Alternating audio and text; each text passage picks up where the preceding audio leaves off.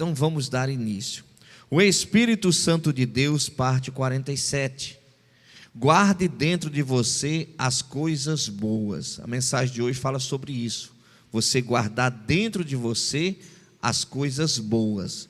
As coisas ruins, desagradáveis, mas você joga tudo fora. Você tem que guardar dentro de você somente aquilo que edifica. Vamos dar sequência. Ao estudarmos a palavra de Deus, podemos encontrar várias passagens bíblicas nos ensinando o que fazer ou deixar de fazer para agradar ao Senhor. E na mensagem de hoje citarei 5 orientações que muitos precisam colocar em prática. No entanto, sem o Espírito Santo, ninguém conseguirá. Essas orientações que eu irei citar, são 5, você só consegue colocar em prática com a ajuda do Espírito Santo. Por isso é importante você buscar sempre o Espírito Santo, para que você seja guiado por ele.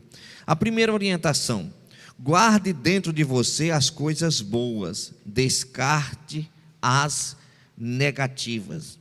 Jeremias capítulo 32, versículo 14 está escrito: assim diz o Senhor dos Exércitos, o Deus de Israel: toma estas escrituras, este auto de compra, tanto a selada como a aberta, e coloca-as num vaso de barro, para que se possam conservar muitos dias.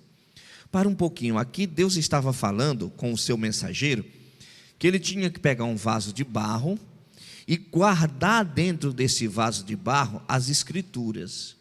Então era colocado as escrituras dentro do vaso de barro e lacrava.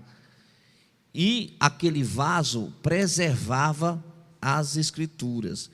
Então era guardado dentro daquele vaso algo de valor. E ali poderia durar dezenas e dezenas de anos, conservando, preservando aquilo que estava dentro daquele vaso lacrado. E o interessante, quando nós vamos para a Bíblia Sagrada, nós encontramos vários relatos, o homem sendo comparado, o ser humano sendo comparado como um vaso. Ou seja, você é um vaso, eu sou um vaso. E na qualidade de vaso, o que é que nós temos guardado dentro de nós? Coisas boas ou coisas ruins? Coisas positivas ou coisas negativas? Olha o que está escrito em 2 Timóteo capítulo 2, versículo 20. Ora, numa grande casa, não somente há vasos de ouro e de prata, mas também de pau e de barro, uns para honra, outros, porém, para desonra. Então, para um pouquinho. Existe o vaso que é para honra e tem o vaso que é para desonra. Honra e desonra vai depender do que você guarda dentro de você. Se você guarda mágoa, ira, inveja, você está sendo um vaso para desonra, desonrar a Deus. Se você guarda dentro de você amor, perdão, santidade, você está sendo um vaso para honra. No passado, as pessoas, elas tinham dentro de casa vasos de honra e vasos de desonra. Como assim? Vasos para guardar algo de valor e vasos para colocar lixo. Então, geralmente as casas tinham um recipiente, e ali eles colocavam dentro daquele vaso todo o lixo para depois jogar fora. Não é diferente em nossos dias, né? Só que nós não usamos vaso de barro. Nós usamos geralmente um recipiente de plástico, né? Mas naquela época eles usavam de barro. Aquilo que era lixo, colocava ali dentro, depois descartava, jogava fora. Por isso que fala vaso de honra e vaso de desonra. Nós, na qualidade de vasos, irmãos, o que nós estamos guardando dentro de nós? Estamos indo em direção à apostasia. Apostasia é renúncia de fé. O que é que nós estamos guardando dentro de nós? Está sendo suficiente para vencer a apostasia, que é a renúncia de fé? Nós estamos indo em direção ao arrebatamento da igreja. O que estamos guardando dentro de nós é o suficiente para nós sermos arrebatados ou para ficarmos? É um caso a se pensar. Por isso, colocar esta orientação bíblica em prática somente com a ajuda do Espírito Santo. Vamos ver aqui o número 2.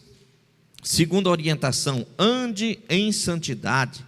1 Tessalonicenses capítulo 4, versículo 4, está escrito: que cada um de vós saiba possuir o seu vaso em santificação e honra. Vaso aqui está se referindo ao seu corpo. Cada um de vós saiba possuir o seu corpo em santificação, santidade, separado do pecado, separado das coisas do mundo que Deus condena. Então tenha cuidado com tudo aquilo que contamina o vaso. Tenha cuidado com todo e qualquer tipo de pecado. Então, no trabalho, tenha santidade. Na igreja, santidade. Na escola, santidade. Onde você estiver, seja uma pessoa santa. Eu não estou falando você ser uma pessoa perfeita, mas você tem que ser uma pessoa que é diferente. Não estou falando religioso besta, não é isso, religiosidade, não é isso não. Estou falando é comportamento, conduta. Uma pessoa honesta, uma pessoa justa, uma pessoa correta. Uma pessoa que verdadeiramente as pessoas falam: olha, essa pessoa aí não me dá dor de cabeça quando eu faço negócio com ela. Essa pessoa é uma pessoa direita. Então, quando a pessoa anda em santidade, a pessoa está sendo um vaso para a honra. Terceira orientação: produza bons frutos. Mateus capítulo 7, versículo 16 ao 20, está escrito: assim toda árvore boa produz bons frutos, e toda árvore má produz frutos maus. Portanto, pelos seus frutos os conhecereis. Olha que interessante, aqui manda produzir frutos. O que é produzir fruto? Tudo aquilo que envolve uma obediência à palavra de Deus são frutos que estamos produzindo. Quando você sai da sua casa e vem na igreja assistir um culto, você está produzindo um fruto. Quando você lê a Bíblia, você está produzindo um fruto. Quando você ora, você está produzindo um fruto. Quando você ajuda ao próximo, você está produzindo um fruto. Quando você perdoa, você está produzindo um fruto. A realidade é que nós temos que estar produzindo bons frutos, porque existe o mau fruto. A mágoa também é um fruto. A ira também é um fruto. A inveja também é um fruto. A mentira também é um fruto. A prostituição também é um fruto. A realidade, irmãos, que diariamente nós estamos produzindo frutos, sejam bons ou maus. Só que a orientação é produzir bons frutos.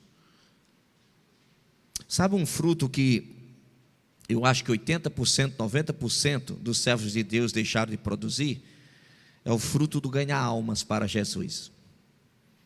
Conta-se no dedo hoje as pessoas que falam de Cristo. Estou falando dos evangélicos. Conta-se nos dedos as pessoas que lançam um convite para alguém assistir um culto em uma igreja. Conta-se nos dedos. Então as pessoas deixaram de produzir frutos, irmãos. Isso é ruim. Por que as trevas têm crescido tanto em uma nação que se diz cristã? Porque as pessoas, os que se dizem cristãos, os que se dizem filhos de Deus, deixaram de produzir frutos, bons frutos. E uma grande parte passou a produzir o mau fruto, é a mentira, é a fofoca, é o desentendimento. Não vou fazer aqui, eu vou fazer essa pergunta e não precisa responder. É você com Deus. Você está aqui para participar da Santa Ceia do Senhor. Como é que está o teu relacionamento com a sua família? Não precisa responder. Como é que está o teu coração, os teus sentimentos para com a tua família? Irmãos, na realidade, uma grande parte das pessoas deixaram de produzir bons frutos. Como é que andam os teus filhos, os pais evangélicos, os filhos adolescentes que estão no mundo? Eles sabem que estão no mundo, mas não pesa na consciência. Os filhos estão no mundo, mas não estão nem aí. Não tem coragem de repreender os filhos. Não tem coragem de dizer: meu filho, ei, vem aqui, tu sabe que existe o inferno? Tu sabe que tu está indo para o inferno? Já estão aceitando, irmãos, estão legalizando o pecado. O pecado nunca será legalizado por Deus.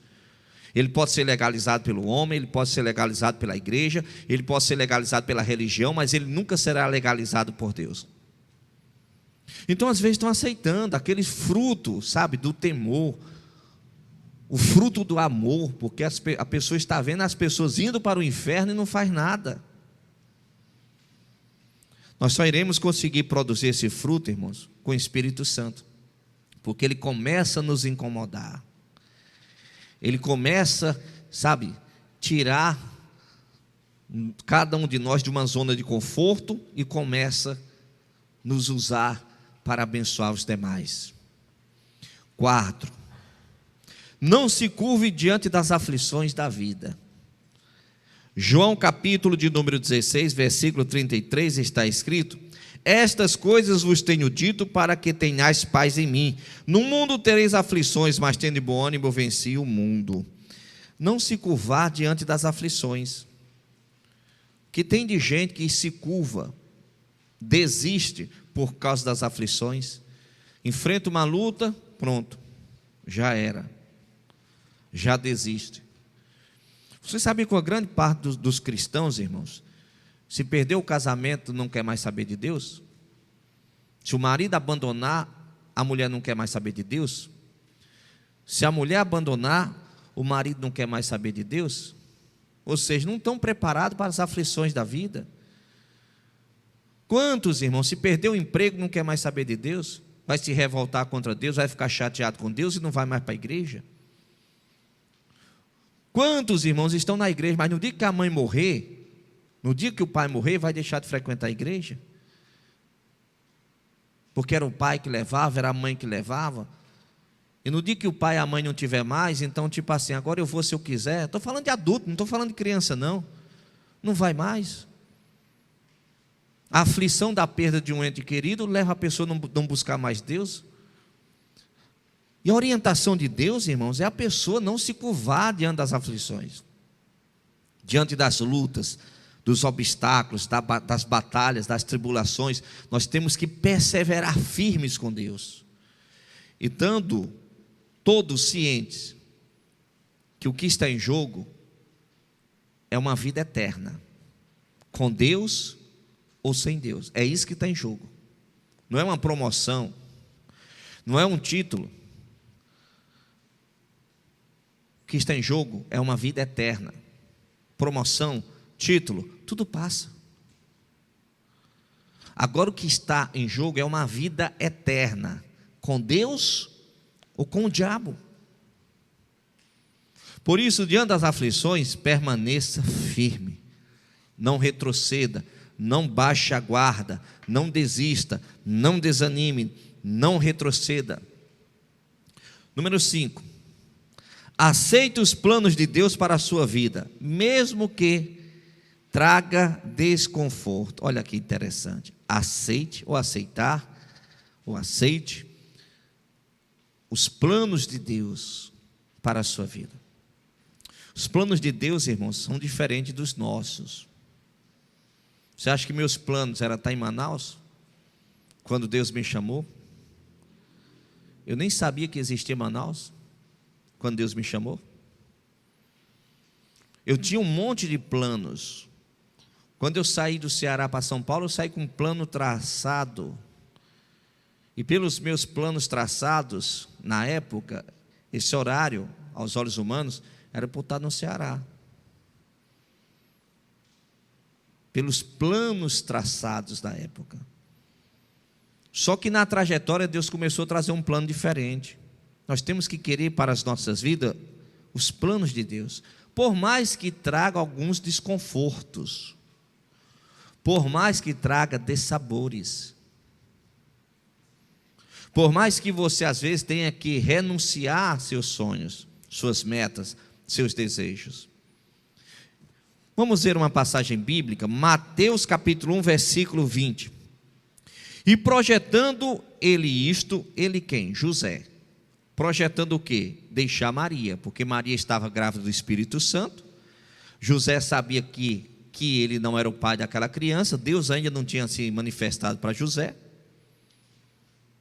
E aí José, quando ficou ciente que Maria estava grávida, ele não querendo difamar Maria, olha o caráter de José. Ele poderia, na época, né, criar uma situação até para ela ser apedrejada. Mas ele não quis difamar, então como se ele fosse fingir um abandono do lar para a culpa cair sobre ele. Resolveu deixá-la secretamente. Continuando. Eis que, em sonho, lhe apareceu um anjo do Senhor dizendo: José, filho de Davi. Pastor, José era filho de Davi? Não, quando fala filho de Davi, é da descendência de Davi. Ele era filho de Jacó. O nome do pai dele era Jacó. Mas não é o Jacó, Abraão, Isaac e Jacó não, viu? Era outro Jacó. Então quando fala filho de Davi, é que era da descendência de Davi. Não temas receber a Maria por tua mulher, porque o que nela está gerado é do Espírito Santo. Então Deus chegou e falou: José, não abandone ela, pode ficar com ela, o que habita nela é obra do Espírito Santo, ela vai dar à luz o Salvador. Pronto, agora tinha José, com a vida dele normalizada, tranquila, sossegado. Aí agora vem um novo plano, o plano de Deus, que é proporcionar para ele desconforto. Olha o que está escrito em Mateus capítulo 2, versículo 13. E tendo ele se retirado, eis que o anjo do Senhor apareceu a José num sonho, dizendo: levanta-te e toma o menino e a sua mãe, e foge para o Egito, e demora-te lá até que eu te diga, porque Herodes há de procurar o menino para o matar. Ou seja, José agora deixou de ter uma vida tranquila, sossegada, e só leva um tempo, foge para um canto, foge para o outro. Vai para um canto, vai para outro. Foge para um canto, foge para o outro. Deus mandando ele fugir. Ou seja, o plano de Deus estava trazendo para o José um desconforto. Os planos de Deus, irmãos, às vezes proporciona alívio, mas tem planos de Deus que às vezes Ele nos coloca em situações de confronto, de luta, de batalha, de adversidade. Quantos pregadores estão por aí afora, pregando escondido? Quantos pregadores não estão sendo apedrejados nesse momento, porque aceitaram o plano de Deus para a vida deles? Pregar no Tancredo é fácil, irmãos, ar-condicionado. Pregar no Brasil é fácil, não tem perseguição. Tem perseguição espiritual, mas não perseguição física em nível elevado. E às vezes os planos de Deus, irmãos, para as pessoas dele aqui do Brasil, que é fácil fazer a obra de Deus, as pessoas não querem. É um plano de Deus para a pessoa ser um obreiro, não quer ser obreiro da igreja. Mas é um plano de Deus a pessoa ser um obreiro, mas a pessoa não quer. Mas por quê? Porque não quer tirar uma horinha do dia para ajudar na igreja, higienizar a igreja, recepcionar o povo da igreja, não quer. É um plano de Deus a pessoa trabalhar na escolinha, no estacionamento, sabe? Tanta coisa que a pessoa pode se envolver, mas a pessoa não quer, sabe? Não, eu quero ter a liberdade do jeito que eu quero. Amém. Se Deus não está te chamando, amém. Mas se Deus te chama, não queira preservar o teu conforto. Se Deus não te chama, amém. Tem gente que Deus nunca vai chamar. Tem gente que o chamado dela será sempre ser somente um membro, glória a Deus por isso. Mas tem gente que Deus cobra algo mais. A pessoa é incomodada pelo Espírito Santo de Deus na hora de dormir, é incomodada pelo Espírito Santo de Deus no decorrer da semana, é incomodado pelo Espírito Santo de Deus quando o pastor toca no assunto, e a pessoa vai sempre, sabe, se esquivando, fugindo, evitando, não querendo aceitar ali o que Deus tem para a pessoa. Porque na mentalidade da pessoa vai proporcionar um desconforto. Irmãos, a cruz é pesada. A responsabilidade da cruz é pesada, mas o jugo de Cristo é leve. E sabe quando é que torna-se mais pesado? Quando a pessoa teima com Deus. Levar a cruz não é fácil. Se fosse fácil, Jesus não queria ter desistido. Se fosse fácil, o próprio Jesus não teria orado a Deus pedindo para afastar dele aquele cálice. E quando eu falo a cruz, não estou me referindo a um pedaço de madeira, estou me referindo a uma responsabilidade que recai sobre nós. Você tem uma responsabilidade de nunca poder retroceder, porque você retrocedendo, o estrago vai ser grande na sua família.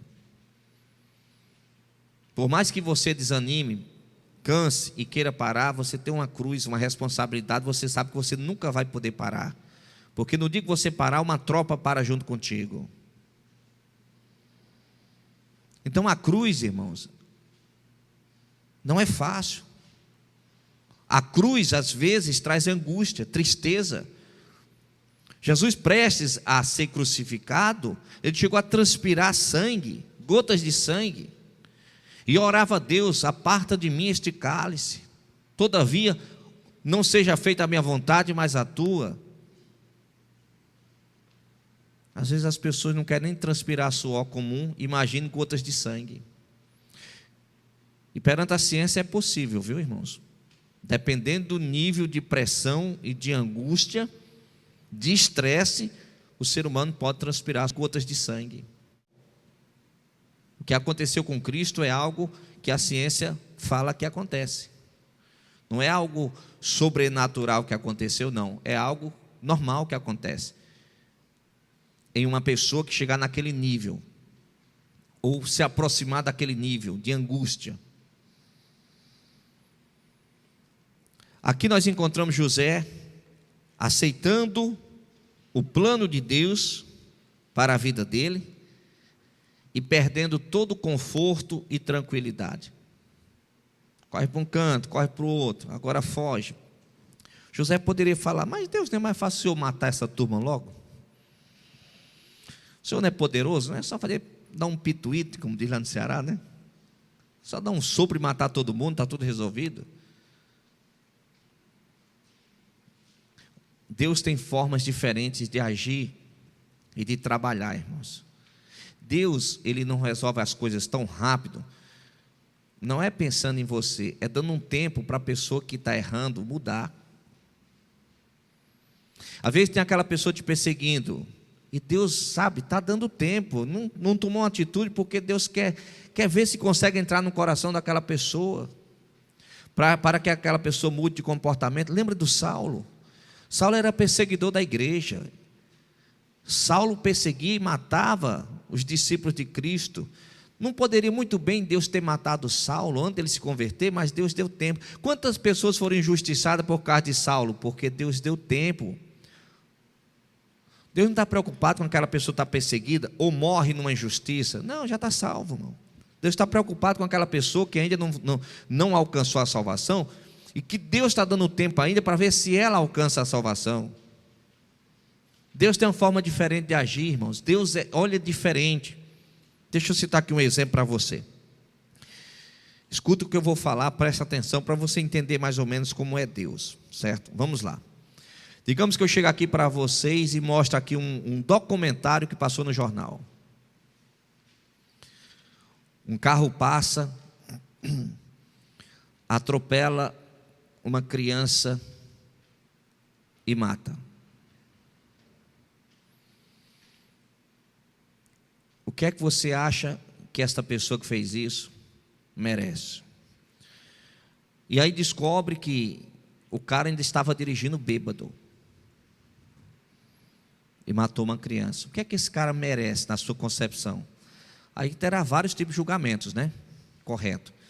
Aí fala assim: só que este cara é um filho adolescente seu. O tipo de sentença já vai ser diferente. Você já vai visitar dentro de um presídio. Antes você já falava: é isso, digno disso, tem que acontecer isso, pá, pá, pá, pá, pá, pá. Aí agora, como é teu filho, você faz o quê? Já constrói um advogado. Você já começa a analisar aquele coitado. Você já vai visitar dentro de um presídio. Ou seja, o teu julgamento já começou a ser diferente. Por quê? Porque é teu sangue, é teu filho. Você acha que Deus olha para uma pessoa que está matando crente, perseguindo crente, prejudicando crente? Você acha que Deus olha para essas pessoas com desejo de matar essas pessoas? Não, Deus dá tempo, Ele dá tempo para ver se essa pessoa se converte. Jesus é o advogado, Deus envia o advogado para tentar ainda ajudar essa pessoa. Deus envia pessoas para pregar para ela. Deus dá oportunidade até o último suspiro. Por quê? Porque Deus não quer que aquela pessoa vá para o inferno. Em último caso, em caso extremo, é que aquela pessoa vai para o inferno, por rejeitar todas as misericórdias de Deus. Então, quando a pessoa vê aqui a história de José fugindo, o anjo mandando ele fugir, aí algumas pessoas podem pensar, não seria mais fácil mandar matar Faraó, Deus matar Faraó? Não seria mais fácil Deus matar todos os perseguidores?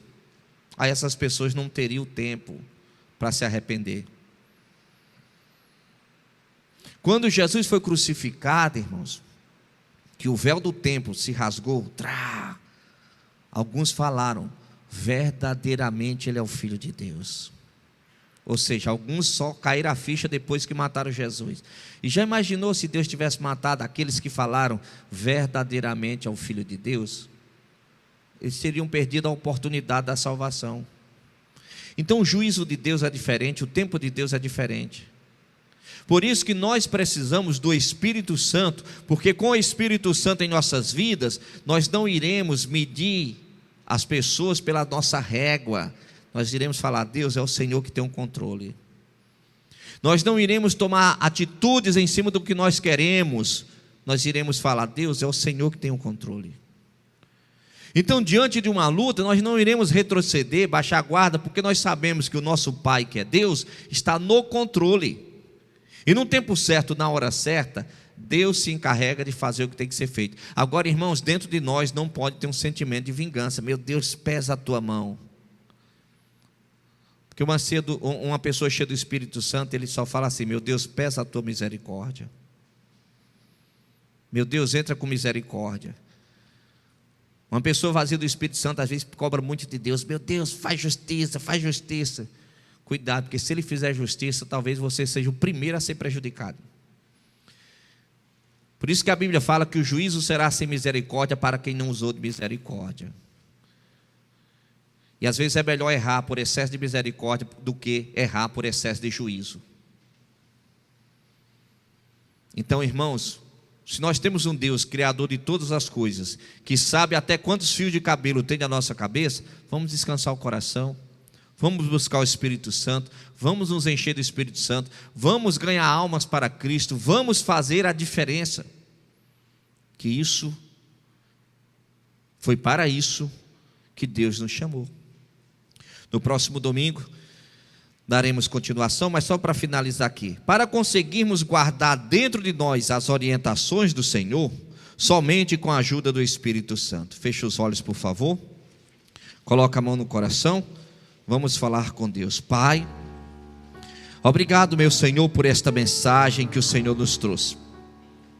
Venha, meu Deus, alcançar todas essas pessoas sem exceção, derramando da tua unção, da tua graça e do teu poder. Abençoe, meu Deus, a todos. Fortifica, meu Deus, a fé de todos. É o que eu te peço, em nome de Jesus Cristo, para a tua glória.